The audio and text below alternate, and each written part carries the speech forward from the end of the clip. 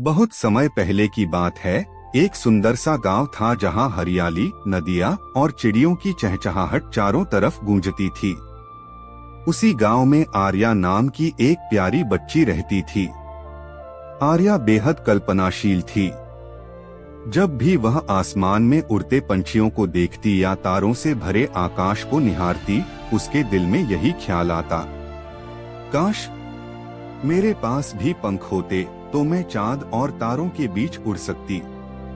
एक रात जब पूरा गांव नींद में डूबा था और खिड़की से चांदनी उसके कमरे में फैल रही थी, तभी अचानक एक हल्की सी चमक उसके सामने प्रकट हुई।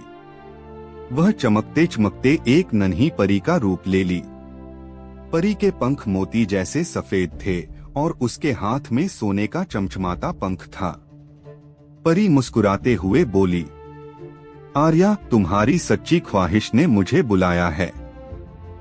यह पंख तुम्हें आसमान में उड़ने की ताकत देगा, लेकिन याद रखना, यह पंख केवल उसी बच्चे के पास रहेगा जो दूसरों की मदद करे और किसी को दुख न पहुंचाए। आर्या ने कांपते हाथों से वह पंख थामा।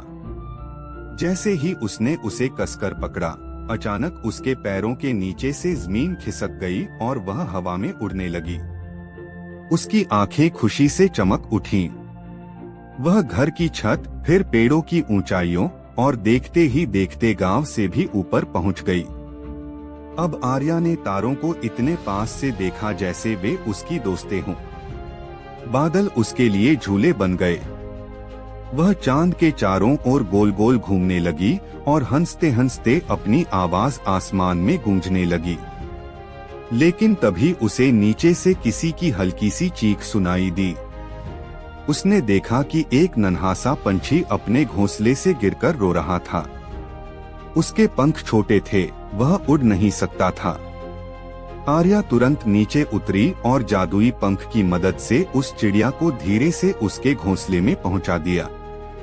पंछी की मां ने खुशी से अपने पंख फैलाए और शुक्रिया कहा। आर्या के दिल में अजीब सी गर्मी भर गई। उसने सोचा, सचमुच मदद करने का मजा तो किसी भी जादू से बड़ा है। अचानक परी फिर से प्रकट हुई।